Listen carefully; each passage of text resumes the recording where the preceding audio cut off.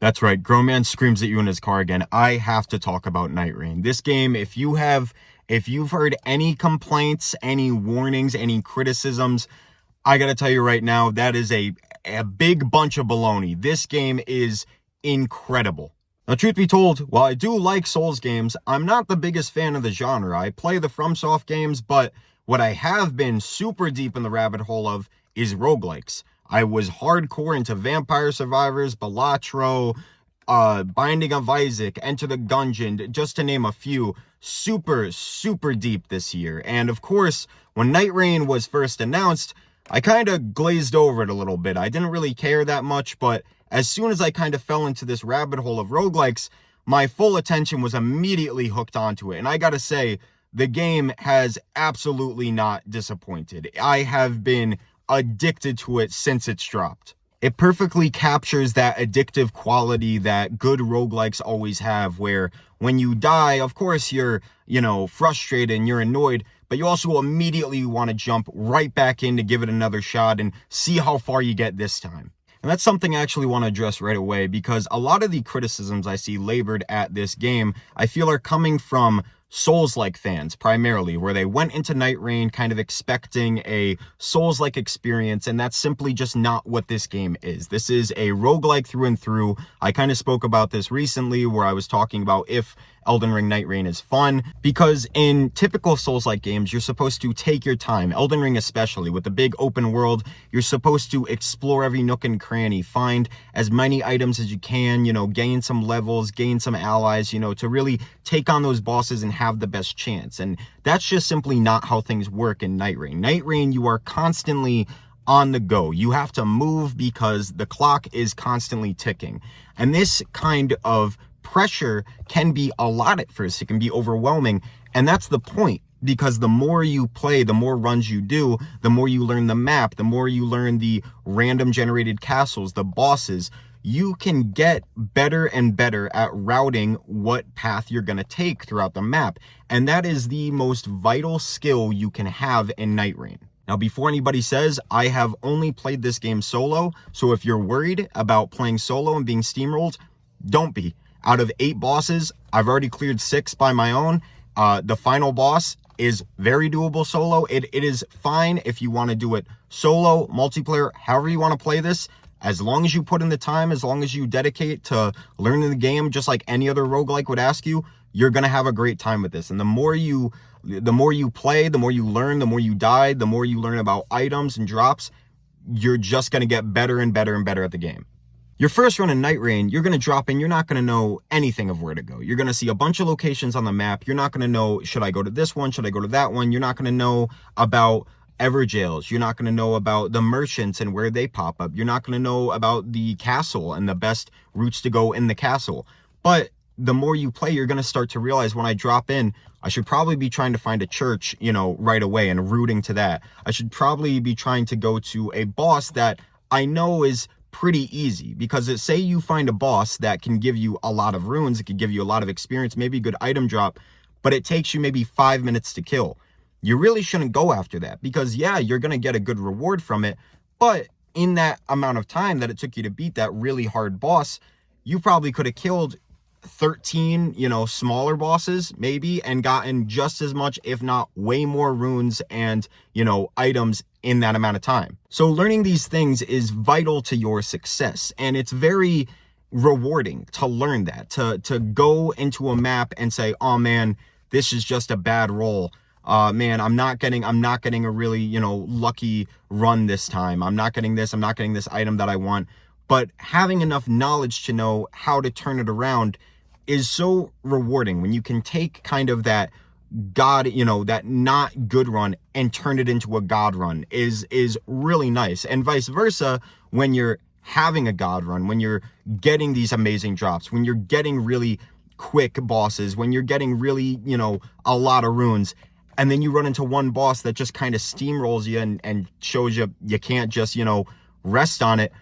It's constantly engaging you. It's constantly pushing you to be active, to be proactive, to engage with all the mechanics of the game. So I definitely do think, as a roguelike experience and just as a game in general, Nightreign is a very rewarding, engaging, and fleshed out experience. I don't think, like other people are saying, there are too many things that need to be added. I don't really agree with the people that really dislike the randomization. I think the randomization in Nightreign and its current state is fine. The map is static, but what is in the map changes constantly. And that's not even true with the map is static, because there's shifting earth events. And sometimes you go into the map and there's a volcano, there's a giant snow mountaintop, there's a giant swamp area. You know, you're not getting the same exact experience every single time.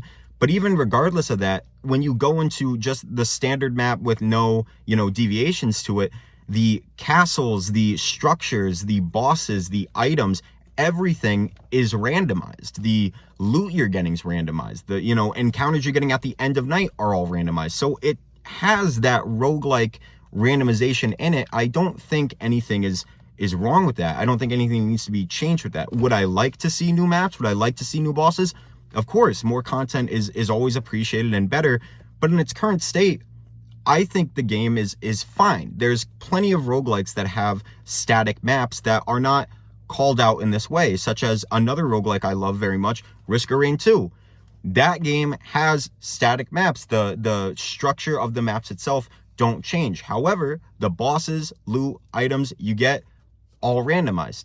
No complaints there. And yes, you know, in a game like Risk of Rain 2, there are multiple maps, but in the case of Elden Ring Nightreign, the map you have is sizable enough where I never had an issue with that. And the time you spend in this map is so small that learning that one map in and out, again, is so essential. If the map was bigger, if there was multiple, you might be even more overwhelmed with, okay, well, you know, now I have to learn this, now I have to learn where the best route to go is, etc., etc. I'd briefly like to mention the relic system, because I've seen some people kind of coming under fire of that, of, oh, the relics you get don't really impact your run. And again, just blatantly wrong.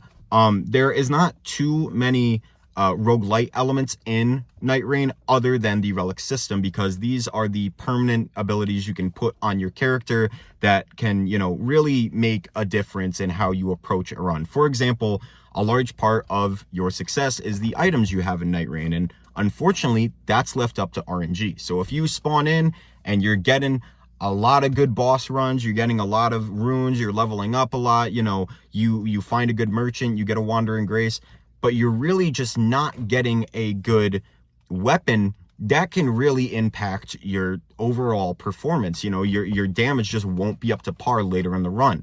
I personally like to, in roguelikes, reduce the amount of randomness in my success. Of course, you know, getting a cool drop is always exciting, but if you can't reliably, you know, count on that, I like to just mitigate that. So there's certain characters in Nightreign, such as Wilder, who is my main. You can put certain relics on him that boost his main weapon, for example. The relics can really shake up how you do it. For Wilder, for example, you can do a move where it gives you a special attack, a new special attack. It lights your weapon on fire. Now you have fire damage, and it also boosts fire damage in general.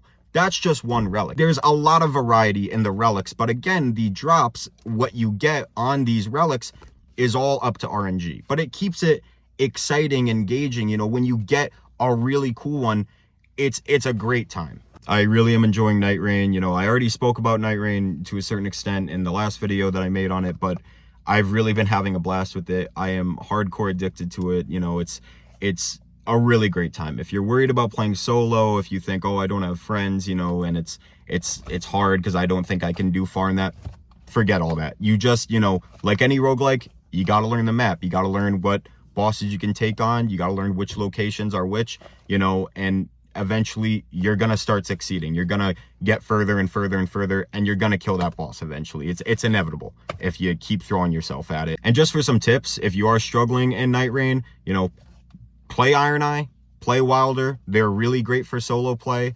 When you start off, always kill trash. You know, there's some people online that are going to tell you the weaker enemies, you know, the clusters enemies, after a certain level, they're not worth it. Don't listen to that. Trash is always worth killing. If you can clear a group of enemies in 2 seconds and get 10,000 runes from it, you're not better than 10,000 free runes.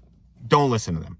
clear that and learn the castle. The castle in the middle is one of the only things that is consistent in every single run. So if you learn the ins and outs of the castle, which enemies to fight there, you know, the knights in the castle, maybe not the Crucible Knights because they take a while, but the other, you know, kind of silver armored knights, killing them, such a good idea. If you kill the knights in the main castle on day 1, you can end day 1 on level 9 to 10. It's absurd how high you can get with them.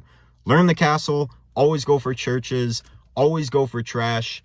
And if you learn where guaranteed drops are, specifically the stone sword keys, which you can open Everjails give you a shit ton of runes, go for them. But other than that, learn the map, learn the layout, learn the best way to do routes, and try to maximize your starting weapon because you can't always guarantee you're going to get good drops. And yeah, it's a really great game. It's a really good time. I've had a lot of fun with it, so just figured I'd want to talk about it and recommend it very strongly to you. If anybody's on the fence, worried about solo play again, I wouldn't worry about it. And yeah, that's all from me. Nightreign's a great time, and see you later.